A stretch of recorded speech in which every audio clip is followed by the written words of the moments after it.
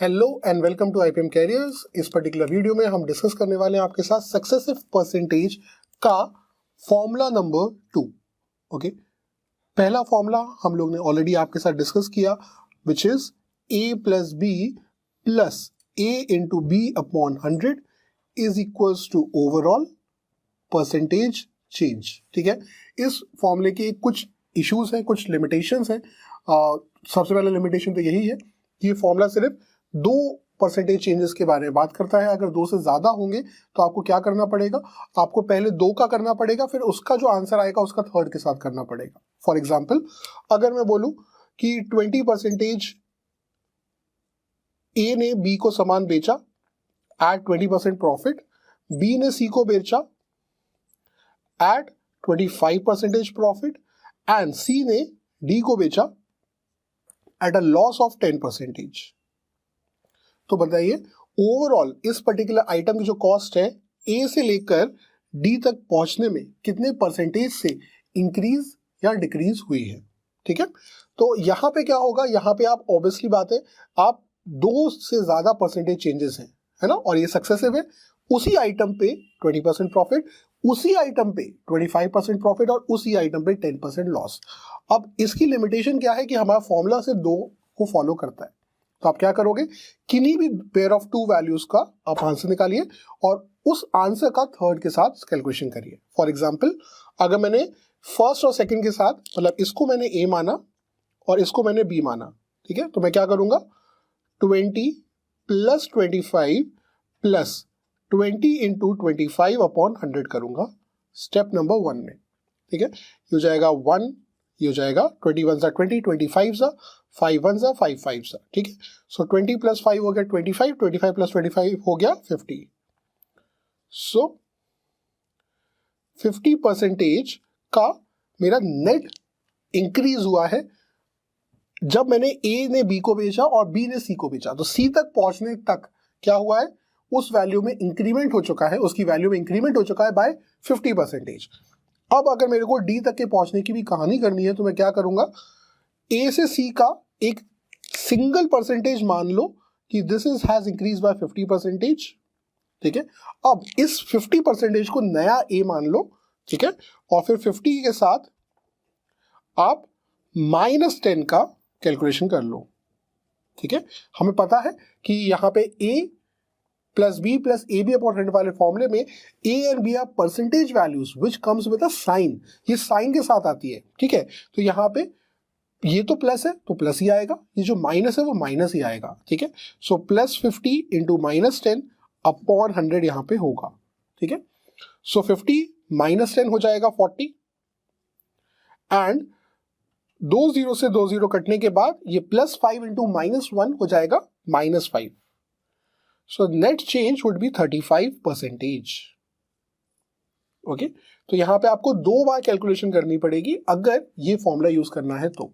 That was the first limitation of this particular formula. ठीक है, second limitation या second जहां पे आपको ध्यान देने की जरूरत है, दैट इज कि अगर इस टाइप की कैलकुलेशन की जगह आपके या परसेंटेजेस की जगह पे अगर ऐसे कुछ परसेंटेज आ जाते हैं कि ए ने बी को कुछ सामान बेचा एट 22.22% ऑफ प्रॉफिट, बी ने सी को सामान बेचा एट 12.5% लॉस। ठीक है, सी ने डी को बेचा eight let's say a profit of 36.36%। Okay, तो आपको ये बताना है कि ए से लेकर डी तक पहुंचने में नेट चेंज क्या हुआ है। तो अब इस कैलकुलेशन में क्या आपको लगता है कि एक सुंदर वैल्यू या सुंदर कैलकुलेशन होने वाली है to do something like this, कि ए की जगह इसको ए मानो, इसको बी मानो, और ए की जगह पे लिखिए आप 22.22 प्लस -12.5 प्लस 22.22 इंटू -12.5 अपॉन 100। क्या यहां तक ही आपकी कैलकुलेशन में आपकी हिम्मत जवाब नहीं दे गई? बिल्कुल दे गई होगी, है ना। तो एडिशन और सब्ट्रैक्शन इतना कॉम्प्लिकेटेड लग रहा है, सोचिए मल्टीप्लिकेशन में क्या होगा। ठीक है, सो ये नहीं बोलूंगा कि इस का कोई तरीका नहीं है। ठीक है, ऑब्वियसली यू शुड नो 1/1 से लेकर 1/30 तक के फ्रैक्शन जो मैंने आपको पढ़ाए हैं। Apart from that you should know that as well, लेकिन आपको एक और फॉर्मूले की जरूरत है जो मैं आपको नेक्स्ट वीडियो में बताऊंगा। लेकिन अभी हम लोग इस लिमिटेशन को कैसे दूर कर सकते हैं यूजिंग द सेम फॉर्मूला, उसके बारे में बात करते हैं। ठीक है, चलिए, तो यहाँ पे 22.22% की जगह मैं क्या लिख सकता हूँ, क्योंकि मुझे पता है कि 1/9 इंटू 100 का मतलब होता है 11.11 और 1/11 इंटू 100 का मतलब होता है 09.09%। ठीक है, तो अगर एक ही नंबर 4 बार रिपीट हो रहा है, इसका मतलब 1/9 के मल्टीपल का फॉर्मेट है, और अगर 9 की टेबल डेसिमल से पहले और डेसिमल के बाद है, इसका मतलब 1/11 का फॉर्मेट है। 22.22 क्या है, 2/9 हो जाएगा, है ना, क्योंकि 2/9 इंटू 100 होता है 22.22, और 9 की टेबल में 36 कब आता है, 4 टाइम्स आता है, सो 4/11 हो जाएगा 36.36%। राइट, तो ये दो हमें वैल्यूज पता चली।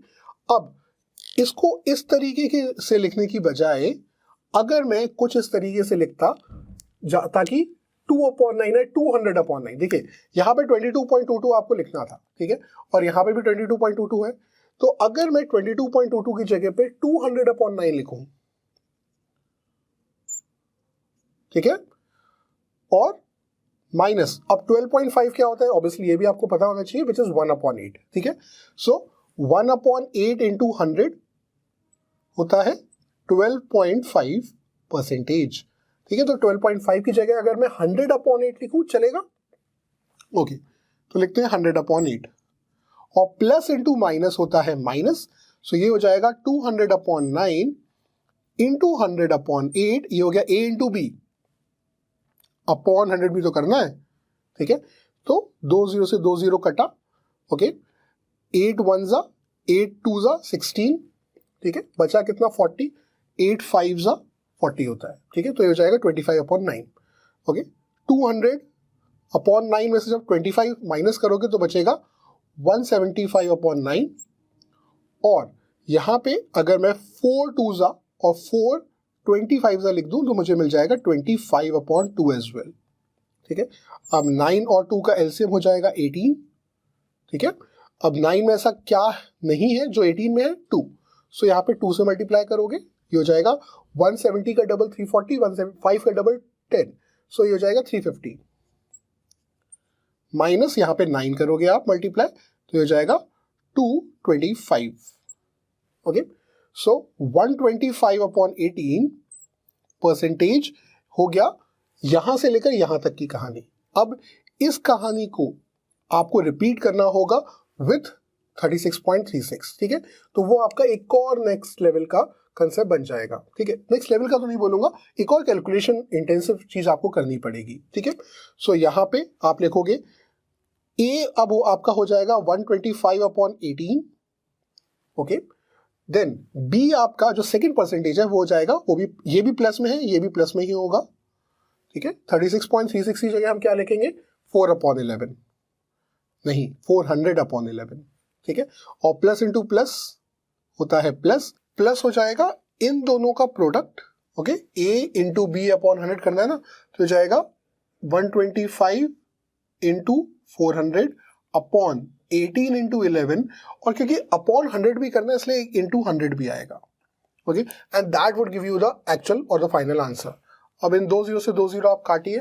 ठीक है, ये कितना हो जाएगा 125 इंटू 4, ठीक है, या फिर 125 इंटू 2 भी कर सकते हो अगर इसको यहाँ पे आप 9 लेना चाहो तो, लेकिन इतना ही रखते हैं। चलिए, तो 125/18 प्लस 400/11 प्लस 125 का डबल होता है 250, उसका भी डबल होता है 500, तो यहाँ पे आ गया 500/18 इंटू 11। मैंने क्यों इसको नहीं काटा, क्योंकि इसके थ्रू हमारा एलसीएम बड़ा आसान हो जाएगा। तो LCM would be 18 into 11 only, है ना, 18 11 और 18 इंटू 11 का एलसीएम क्या होगा, 18 इंटू 11। ठीक है, अब 18 में ऐसा क्या है, क्या नहीं है जो 18 इंटू 11 में है, 11 नहीं है, तो यहाँ पे 11 से मल्टीप्लाई करना पड़ेगा। So what would be that B.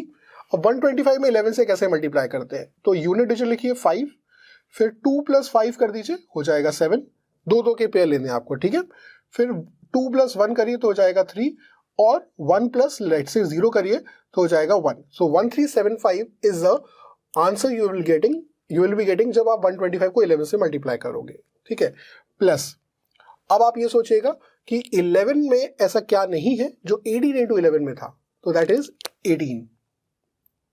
Okay, so that would B 18 4 होता है 72, 7200 यहां पे आ गया, ठीक है। अब 18 × 11 में ऐसा क्या है जो 18 × 11 में नहीं था? सब कुछ है, तो कुछ भी मल्टीप्लाई नहीं होगा, सिंपली 1 हो जाएगा, दैट वुड बी 500, ठीक है। सो इसका आप एडिशन करेंगे तो आपका आंसर क्या आएगा? Unit plus unit plus unit, 5 + 0 + 0 would be 5, 7 + 0 + 0 would be 7, 5 + 2 7 + 3 10, 1 carry, 1 + 1 2 + 7 9. So 9075 upon 198 would give you your answer, ठीक है। इतना क्या होगा, ये डायरेक्टली जो आंसर आता है वो परसेंटेज वैल्यू ही होती है, ओके, ना उससे कुछ ज्यादा ना उससे कुछ कम, ठीक है। अब अगर मैं यहाँ पे देखूं तो मैं एक लॉजिक मतलब थोड़ा सा कैलकुलेशन कम कर सकता हूं अपनी, क्योंकि ये 198 इज नथिंग बट 18 × 11, ठीक है। तो अगर इसको मैं अभी भी 18 × 11 ही लिखे रहने दूं और फिर इसको 11 या 18 से कुछ डिवाइड करने की कोशिश करूं तो क्या मिलता है? 11 1 ज़ा 11 8 ज़ा हो जाएगा 88, ठीक है। फिर बचेगा 27, तो 2 ज़ा हो जाएगा 22, फिर बचेगा 5 मतलब 55, ठीक है। अब 8 + 2 10 + 5 15 होता है, 15 का मतलब इट इज डिविजिबल बाय 3, ठीक है, और ये भी डिविजिबल बाय 3 होता है, तो ये हो जाएगा 6 ज़ा, ओके, 3 6 ज़ा 18, और यहाँ पे हो जाएगा 3 2 ज़ा 6, 22 7 ज़ा मतलब 21 और 5, ठीक है, तो 275। अब ये 9 + 5 14 होता है which is not divisible by 3, ठीक है। सो 275/3 को आप थोड़ा सा फ्रैक्शनल फॉर्म में लिख सकते हो, दैट वुड बी 6 4 ज़ा हो जाएगा 24, ओके, बचेगा कितना? 35, ओके। अगर ये 36 होता so it would have been perfect. तो approximately 46% is the answer you were looking for, ठीक है। तो क्या आपको लगता है कि इस कैलकुलेशन को करने के लिए ये तो बिल्कुल ही नहीं करना है, उसका थोड़ा एडवांस वर्जन मैंने आपको अभी करके दिखाया, एक्सप्लेन किया कैसे करना है, ठीक है। बट क्या ये बेस्ट मेथड है? नो। तो फॉर्मूला नंबर 2 नहीं, फॉर्मूला नंबर 1 अभी तक हमने डिस्कस किया, एंड मैंने आपके लिए आपकी आंखों के सामने एक तरीके से था need for formula 2, need for formula 2 मैंने आपके लिए जगह दी है, ताकि जब हम इसका डेरिवेशन हम समझे तो आपको और ज्यादा अच्छी तरह समझ में आए, आपको क्लिक हो कि क्यों आपको जरूरत है इस चीज की, ठीक है। और अभी तक आप ये तो समझ ही चुके होंगे कि 1/1 से लेकर 1/30 जानना, याद रखना कितना इंपॉर्टेंट है, right. So I just and the video with a small introduction to formula number 2. I'll just write the formula for you, which is 1 ± first rate of interest into 1 ± the second rate of interest into 1 ± the third rate of interest into 1 ± the fourth rate of interest and so on. मतलब कितने ही successive percentage क्यों ना हो, ये method will always work. That is the magic of this method and the power of this method, ठीक है। And that is equals to 1 ± RF, which is the final rate of interest change, and that is also equals to the final value upon the initial value, ठीक है। तो दोनों ही जगहों पे method work करेगा। अब यहाँ पे small r1, small r2, small r3, small r4 क्या है? All the small r's are nothing but ri लिख रहा हूं मैं इसको जेनरिक टर्म में, so small r is nothing but capital Ri upon 100, ठीक है। तो ये चेंज आपको पता होना चाहिए, एंड इसको ऑब्वियसली आप रिवर्स भी कर सकते हो। कैसे? जो फाइनल RF आएगा उसको आप मल्टीप्लाई बाय 100 कर देना, तो आपका रेट ऑफ इंटरेस्ट आ जाएगा। Both of them mean the same thing, right, ठीक है। तो इस क्वेश्चन को जरा इस मेथड से करके देखें, डेरिवेशन तो करेंगे नेक्स्ट वीडियो में, अभी मैं आपको डिफरेंस बताता हूं कि कितना टाइम लगेगा इससे करने में और कितना टाइम लगेगा इससे करने में, ठीक है। Let's do this question now. चलिए, तो सबसे पहला हमारा क्या आएगा? 22.22 की फ्रैक्शन फॉर्म क्या होता है? ऑलरेडी हम देख चुके हैं 2/9 होता है, तो यहाँ पे बस लिखेंगे 1 प्लस 2/9, ठीक है, क्योंकि प्लस है इसलिए प्लस लिखेंगे। यहाँ पे क्या है, माइनस है इसलिए 1 माइनस लिखेंगे, ठीक है। एंड 12.5 का फ्रैक्शनल फॉर्म क्या होता है, 1/8 लिख देते हैं। 1/3 थर्ड वाला भी इंक्रीज है इसलिए प्लस ही लिखेंगे, ठीक है। और कितना है 36.36 जो हम ऑलरेडी देख चुके हैं, होता है 4/11 my friends, and that would be equal to 1 plus RF, ठीक है। अब इसको सॉल्व करेंगे, 9 + 2 हो जाएगा 11/9 इंटू 8 - 1 हो जाएगा 7/8 इंटू 11 + 4 हो जाएगा 15/11 एंड +1 अगर इधर लेके चले जाऊं मैं तो -1 would give me the final value, ठीक है। अब अगर आप 11 से 11 काट दें, ठीक है, and 3 3s are 9 and 3 5s are here, so 7 5s मिल जाएगा आपको क्या 35 एंड 8 इंटू 3 24 -1, ठीक है। तो आपका आंसर क्या आने वाला है 35 - 24, that would be equal to 11/24 into 100। क्यों, क्योंकि ये आंसर आता है स्मॉल RF का। स्मॉल RF को जब आप मल्टीप्लाई करोगे, मैं लिख भी देता हूं, ये वैल्यू है the value of small RF, and when this small RF get multiplied by 100 it will give you the capital RF value, okay, and that would be how much. अब 11/24 इंटू 100 अगर आप करेंगे, 24 अगर अपने आप का 100% है, okay, if 24 is the 100% of itself, so उसका 50% कितना हो जाएगा 12, ठीक है, उसका 50% कितना हो जाएगा 12, और आपको चाहिए 11, ठीक है, 1 का गैप है, राइट। तो अगर 100% या 50% अगर 12 है, सो what would B 5%? 5% would be divided by 10, so that would be divided by 10 मतलब 1.2, ठीक है। और 100% अगर 24 है तो 1% कितना होगा,